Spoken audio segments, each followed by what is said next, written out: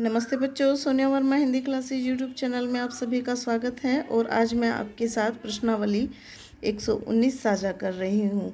भक्ति काल के मुख्य विवरण से जुड़ी हुई यह प्रथम प्रश्नावली होगी और इसके अंतर्गत मैंने आलवार संतों को लिया है।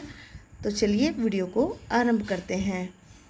तो सर्वप्रथम मैं यहाँ पर भक्ति काल में सम्मिलित प्रमुख संप्रदायों और उनके सिद्धांतों का तेजी के साथ आपको विवरण दूंगी, क्योंकि यहीं से आरंभ होगा।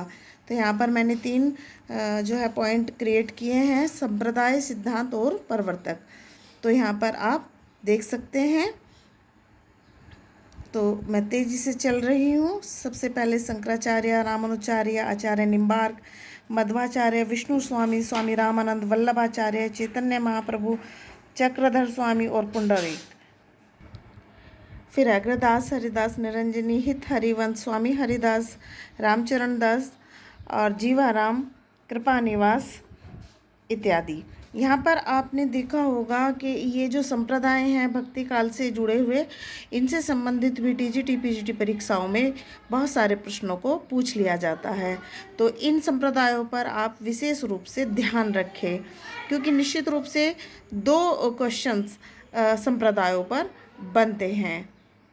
तो यहाँ पर आप देख रहे होंगे आलवार भक्तों के विषय में, यहाँ पर मैंने उन सभी के नाम लिख दिए हैं। सभी आलवार भक्तों के नाम को आप अपने रजिस्टर में ऐड कर लें।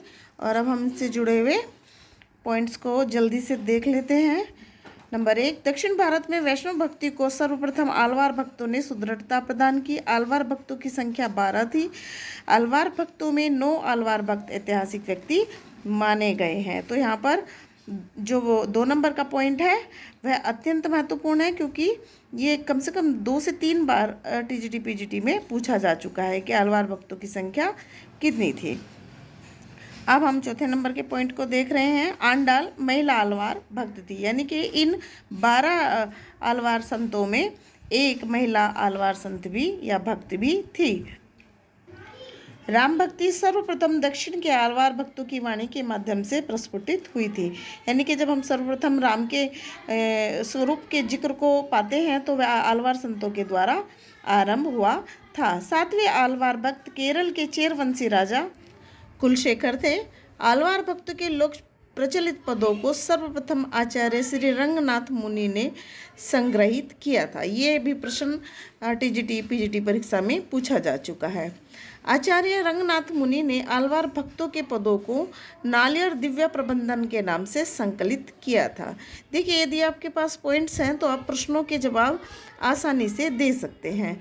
केवल प्रश्नों को बनाना और प्रश्नों के उत्तर देना ये एक वैकल्पिक व्यवस्था तो हो सकती है, किंतु पक्की नहीं हो सकती। पक्का होगा जब आप पॉइंट्स को जानेंगे और बहुत गहराई तक लिए हुए पॉइंट्स को समझने का प्रयास करेंगे, उनसे जुड़े हुए प्रश्नों को आप बनाएंगे। तो यदि आपके पास पॉइंट्स हैं तो प्रश्नों के जवाब आपको तुरंत ही प्राप्त हो जाएंगे। नालियर दिव्य प्रबंधन में जो श्री रंगनाथ मुनि के द्वारा संग्रहित है, आलवार भक्तों के 4000 पदों का संकलन है।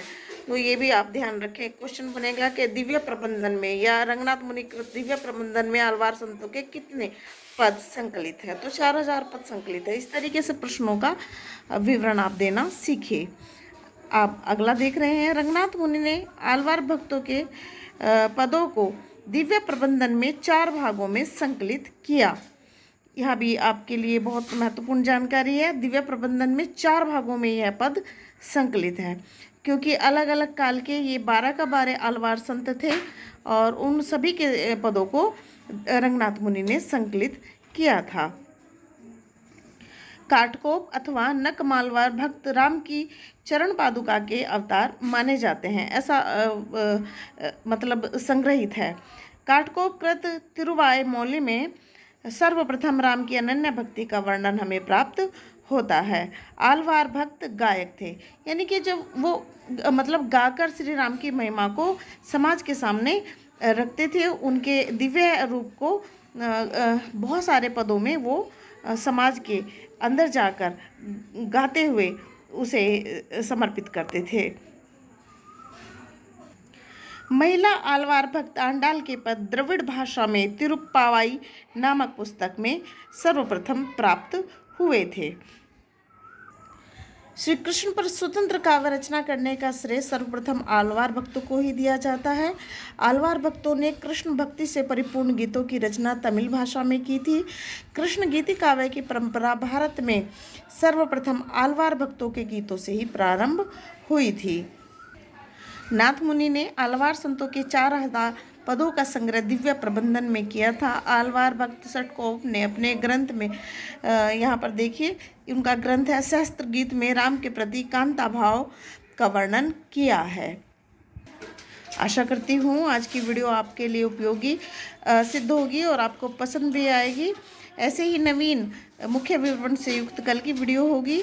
और यदि वीडियो पसंद आए तो वीडियो को लाइक कीजिए, चैनल को सब्सक्राइब कीजिए। कल मिलते हैं। नमस्ते, धन्यवाद।